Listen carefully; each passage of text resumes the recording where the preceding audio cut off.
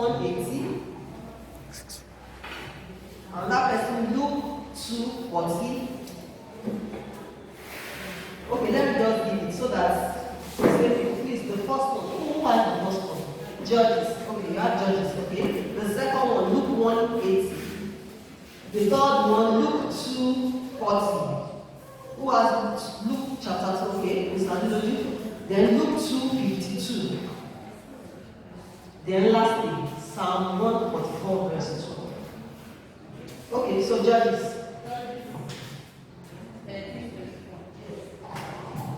And the woman bare a son, and called his name Samson, and the child grew, and the Lord blessed him.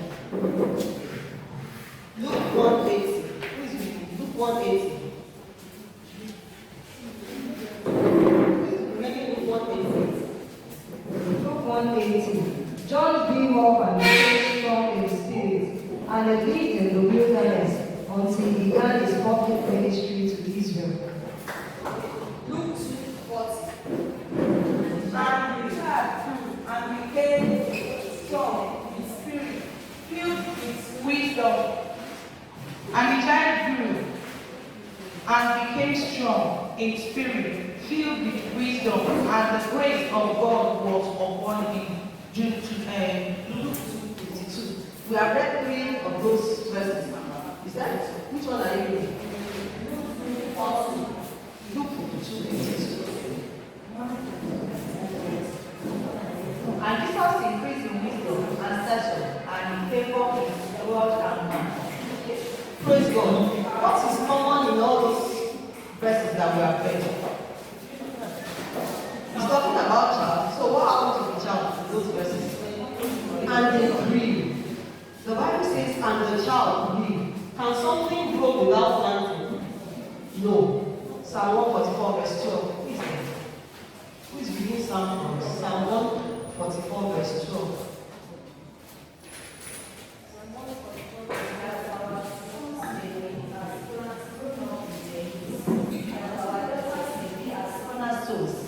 Furnished after the similitude of a palace. That our sons may be as plants grow. So in those verses, they are talking about growth. And that takes us to the definition of a child. Who is a child? A child is somebody under the age of 18 years. That means you have 18 years to nurture that child. Of course, we know that as parents, we continue, even if you have a child of 30, 40, you are still, telling them, advising them on what to do. But since we are restricting ourselves to these children now, a child is somebody under the age of 18 years. That means once you have a child, that child has 18 good years to go. And don't think that 18 years is so long. Immediately a child is born, you start to nurture it. So that child will not grow up like weeds. You know weeds now, those elephant grass. Nobody pulls it. Nothing is just growing on its own and it's growing wild. That's how some people are raising their children in actual fact, especially in this generation. You see a child telling the parents what he or she wants. They are the one placing demand that the mother is active back. No, you shouldn't be. You should be the one in charge. And now, the other time I said we are looking at a child in broader sense. Whether you have a junior one, you have some that you are nurturing, maybe you have a child in your children's club, your duty is for you to nurture them to maturity. The child is an endangered species, hence needs protection. Children are usually exposed to all forms of abuse because most times they are helpless and vulnerable, and they are being abused by the same people, relatives and close friends who are supposed to protect them. It's on this premise that different laws and treaties are signed to ensure a safe space for every child. Because over the time, children, in fact, sometimes when you are even abusing them, they have nowhere to run to. They don't even know what to do. And so, every child needs a space for them to grow. The parents of a child is the first contact the child has, particularly the mother. Because God intends that as parents, you provide adequate care, guidance, and control. Like I said, your children are not expected to grow up as weak they are expected to be. nurture. They are seeds in your hands. The next time. Now, parental control and guide. Parents are there to nurture the child so that they can be properly groomed and not be allowed to grasp it. I'll be using the word parent in a broad sense. Hence, it's not limited to people who have their biological children. A good example is Mother Teresa. We all know him, we all know her, at least we have heard about her, who has lived to bless so many lives without a single biological child. So don't say that you are waiting till you have your child. No, your next door neighbor is a child for you to protect. And note that your success is not good enough if the only people you have ever blessed or influenced are members of your immediate family. I tell people, they said, so that you can make good success. What is good success? If I have a car and the only people that can enter that car are my family members, what's good about it? Am I expected not to carry my family members? No. But you see a neighbor walking in the sun, you can't pick them because you just bought your muscle or your veins like that. I mean, so your success is good when it affects and touches other lives. So as we are here today, just make up your mind. You don't need the whole world. You may not be able to influence the whole world. But one or two people that are close to you, they can be your children. And then you nurture them. And as they grow, they will always look back and say that, yes, this person blessed me. This person mentored me. I am who I am today because of the help of this person. A man is a tripartite component made up of the spirit, soul, and body. As a result, he functions as a spiritual, physical, social, emotional, intellectual, mental, psychological, and moral being. Hence, as parents, we need to develop all these areas in order to produce a total child. You should know that your child is not just that container. It's made up of different aspects. The social life is there, the intellect is there. You have to develop all those areas. And once there's a deficiency on any area, it will tell on the child. And that's why you see a child that is very brilliant in school, but is dealing with anger. And that anger can break that child down if it is not caught. So you have to be mindful of how you nurture these children. Now, the spiritual aspect. To build the spiritual aspect of our children, we have to be examples because we cannot give what we don't have. You cannot give what you don't have.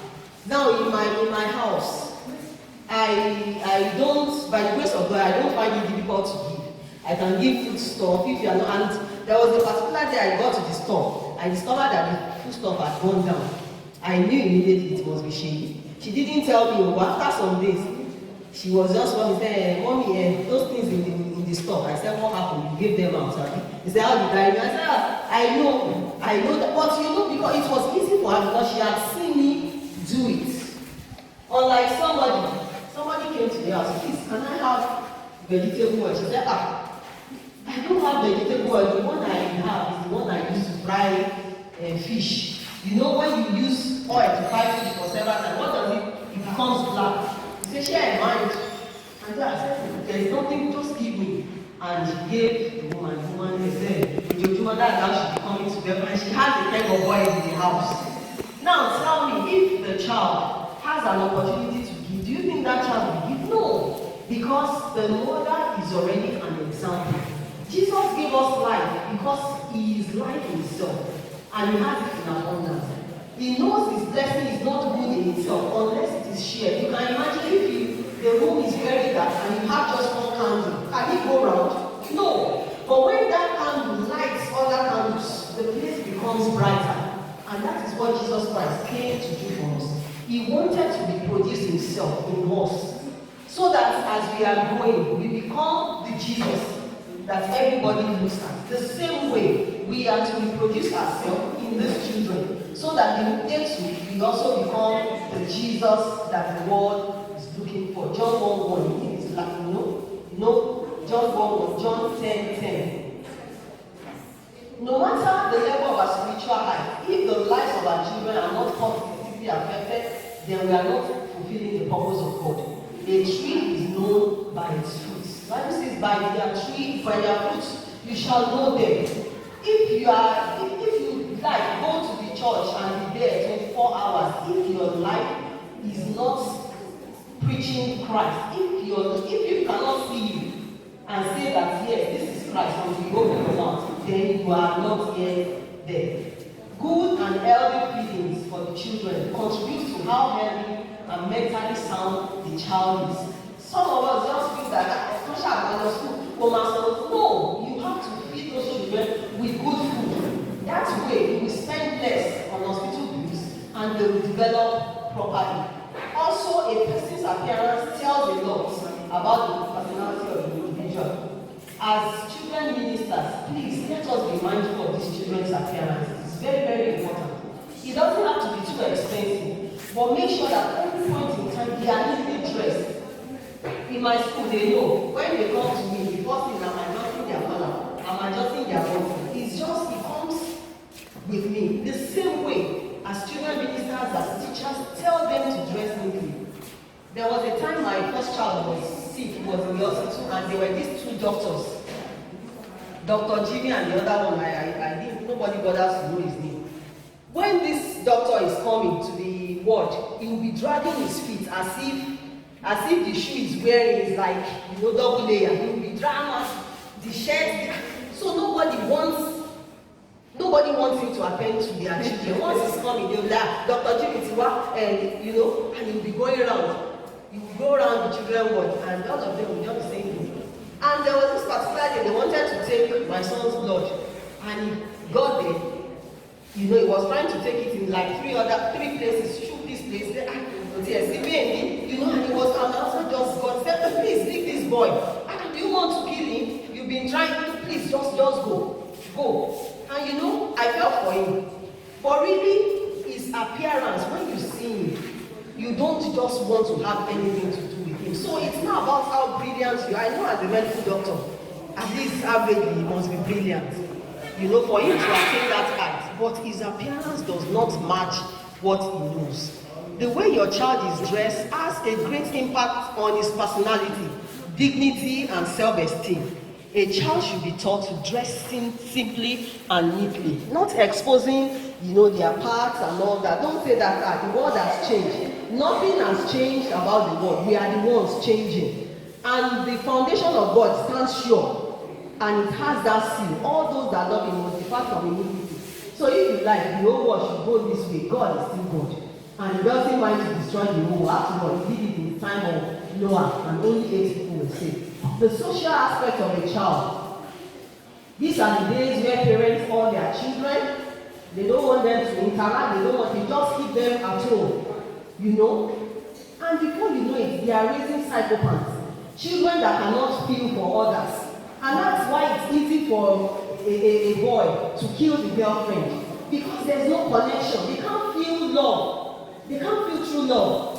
So we advise that your children maintain healthy relationships with people, allow them to interact freely with people. It's healthy character. However, set boundaries. Tell them this is what you should not do. Tell them as whether male or female, don't stay with the opposite sex in a room alone. Because you can tell them what it can lead to. Before you know it, you start kissing. Before you know, you start caressing. Before you know it, you have sex. Tell it the way it is, so that they will know that they will have to set boundaries and give rules. Know their friends. Spend time interacting with them. Some of us say we don't have time. The time that you are cooking in the kitchen, your children are with you. Talk to them. Let them ask you questions. Remember my first son asked me, I think he was 16 plus, he was attending jam lesson. They said, Mommy, is it good to have a girlfriend? I didn't answer the question myself. I threw another question. I said, what do you mean by girlfriend? Why are you using, if you want to say a friend that is a female, why are you using that word girlfriend? And he explained what he meant. And I told him that if you have a girl that you are always fond of and you want to stay with that girl alone, aside from every other person, that means you are having a feeling for that person. When the two of you are alone, this is what will happen. And he said, Mommy, I said, yes, because this flesh, if it is not tamed, this is what it will lead to. That's building the social aspect of your child. Let them open up to you. Some will not ask their parents, they will just take the decisions by themselves. So that when they ask you questions, you know the manner of thinking. You know what they are thinking, You know their responses to life issues and correct them in love when they make mistakes. Me, when I go to places, when I go to make presentation, I tell them my mistakes. In fact, there was one time I went to the federal police, and when my colleagues are finished addressing, I came late, so I was the last person to speak. By the time I told them my story, and the people around said, I've never, I said, yes. Most of us come and share the good aspects of our success stories. How we had all days in our head, how you made 300 in your jam, and you study medicine, and you're not. No. But people want to know whether you have failed before, because some are already failing. They want to know whether there's still hope for them. So when you tell them what they are going through, they will be able to open up to you. And on that day, I made disciples, and this one of them, Debbie, in fact, she was coming to myself. She made up her mind that once she gets to the polytechnic, she will just do all sorts of things that comes to her mind. She will have boyfriend, she will have this. I said, why? I said, because my mother is not always there. When I want to talk to her, she will not listen. When I ask her question, she will flare up. So I made up my mind that I'm going to cause her pain. I said, you want to cause your mother pain? She will not be the one to bear the consequences. You be the one. I told you my story. I said it is not easy. When you have premarital sex and you are pregnant, you can only imagine it. And since that day, she made up, and she was coming. So I tell myself, if it's only for the sake of that girl that I went to that woman, it is achieved. So when we go to places, open up, share where you have failed with your children. They will know that they are not to tread that path. If they tread that path, they know the consequences. Emotional aspect. Those who easily fall for cheap and fake love are mostly those who have never experienced true love. I used to have a cousin of mine. She got married at 24. And the reason was because she said that while she was growing up, when she failed an exam, she attended OAU. She said in those days, when you fail an exam, you have to resit another year. So she said the parents will abuse her, call her all sorts of names. When she's in the university, when she's going with a friend, maybe a male friend, they will say, I wish you, and they will call us. So she just said she wanted to leave the home. She was tired of those abuses, so she wanted to leave. So the man that came across her way, that man is from Oyo. You know Oyo people. Apologies to those that are from Oyo. And one man too, when they have sweet tongues. And the man told me, at least I can find somebody to confide in. I can find somebody to, And before she knew she was pregnant, and the parents said, báwo ló ṣe máa ṣe báyìí? She cannot give birth outside wedlock. She cannot do that. They got married. That man started beating her a month after the wedding. She got back to that cycle that she was running from, and she died at 31. That man, in fact, she was abused. Somebody that grew up, on campus, the mother is the high principal, the father is a professor, Omoto man Kenny, and she's the only daughter. She was the only daughter. Omoto man Kenny, but now she became a punching bag. She had breast cancer. The man, also she died at 31. So let us show these children love. When they experience true love, they will not fall into the hands of wolves outside. Love is unconditional. Whether the child is making it, whether the child is brilliant, is sickly, is challenged, love them all the same. Like when we were growing up, I had this younger brother of mine. In fact, I think he had his GSS 1 3 times. 3 times. He repeated 3 times. At a point, he was at Ogun State, Federal Government College. The time they brought him from Ogun State, his result was totally red. If you see the response, gbogbo red. Maybe you see only one blue, maybe in one course, in test, it will not even be total mark. And my brother said, okay. Okay, she will call mechanic. She will call. My mother said, no, you will go to school. You will go to school. Kosha kawe, kosha shaking. She will pray. She will do the. Cut the long story short. My brother succeeded in having a degree. He married a lawyer. You can now imagine. I'm not saying being a mechanic, of course, you make money, but then because of that emotional stability, you tell the child you can still make it. You can still make it. When my first child wrote, I think he wrote JAM, but when he came home, he was dull. My husband said, something is wrong with his exam. He didn't do it well. I said, how did they say? I know. Carlo said that he jumped and he just went inside. He went to sleep. And you know, JAMB is the next following day that the results will come out. When the results came out, he was the only one that didn't pass that JAMB. How he was in SS3, he didn't pass and he was crying. I said, see, drop that one. You have failed it. That's not, even if you pass and you don't pass your wife, you are still going nowhere. So drop that one. You have failed. Look for solutions. What was it that you didn't do right? What was it? And I encouraged him. And you know, when he wrote the next JAMB, he got 301. When he wrote the SLYF, when he finished writing, he said, sure, we should register name. I said, don't worry, I will clear it. And that is it. The fact that your child is failing, not your biological child now, any child that you come across, the future is still bright for them. You want to ask a question? Yes, please, I had a situation. Maybe after the class or I can say more. Okay, she said something about biological, like it's not only our biological children that we are responsible for. And I realized something happened to me, and I realized that sometimes maybe it's easier to forgive our own child than a child that is not hers. So I remember when I got to Ado, I was told about around my mom's place, there's this girl, she should be about 15 now. But when she was 13, she was raped. And the stigma, I just noticed when I came around last year, I noticed that people stigmatize her and stuff and all like that. And I was told that she had all sorts of bad attitude. So within me, I just thought, okay, let me be kind to this child. So over time, I've been kind to her. Then she comes to the shop, she stays. My mom kept saying that when she's around, people should be careful. This girl will steal. This girl, I must say, the way I showed her, because I remember last December, I bought stuff for my kids. I bought for her. I always got her, and I noticed that she feels comfortable coming around. Sometimes she just come sit at the shop and be like, come on, sharing. So something happened 2 weeks ago. I was going to make a supply. So she came to the house. I went to the room. I counted because I sell onions. I counted that she was her. And the way our relationship is, there is nothing she would ask me that won't happen. So she came, she opened the door and left.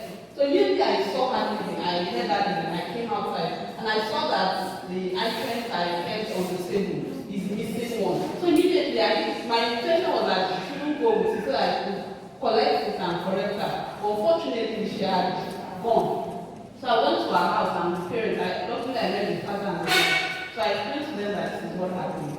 And I was very upset. I was very upset. So the mother kept saying, oh, and also I said, I'm really disappointed. That if you wanted this, I have them, no, and sometimes me and my daughter, I will send her to bring the items to brand them. That you could have just easily said that, mommy to buy and give me something. So that is not the issue. So in my mind, I was like, okay, I will just let it go. But since that day, this girl has refused to greet me. And she stopped, because when she had that issue, she threw her school, she stopped going to school. She doesn't do anything. So I was telling my mother that if God just should bless me and talk to my ask her what do you want to do. I told you I had interest in her. But I don't made up my mind that I'm done. Whatever she wants to come out of her life, whatever she wants to do, that's her ending. But as we were speaking now, I just kept thinking that is there something I could have done differently? Can anybody answer that question? Well, I think sometimes when we are hot, the first reaction is, let that person be on his own. That's the truth. Few days ago, my mom stayed with me. She knows she's recovering. She stayed with me. And I was telling my brother that these are the things I think my father should do. And he was like, I should not even call them. What's the meaning of that? If I'm tired of taking care of my mom, I should just tell him make an alternative arrangement. When he said that, I was hot. Because I felt, you don't know what I do. If only you do, you will not be talking like that. Because even if you make that alternative arrangement, it will not work. So within, I just went to my, I was hot. I was thinking, let's say the way my heart, my phone is down. I said, I don't know, I trust him. I will have this message to him. I will tell him, don't send money to me. I just just made up my mind what I was going to do. But do you know that when I got and I opened my WhatsApp, he sent an apology. He said, I'm so sorry the way I spoke to you. And, you know, one thing I hear is that we too, we have made mistakes. We may not, you know, there is gravity. We may not say, I didn't steal, I didn't, but sin is whether you steal or you lie. If you bring her in love, you forgive her, you bring her in love. Except she's not normal. Except she will appreciate you the more. Because the person that is forgiving much appreciates the more. If somebody is owing you 2,000 and you say you can take it, another person is owing 100,000, you say, don't bother. That 100,000 appreciates you more. You can holler in love, really. What you did, I was disappointed. But you know, even Jesus forgives our sin. I'm forgiving you. You can still make something good with your life. For me, I don't write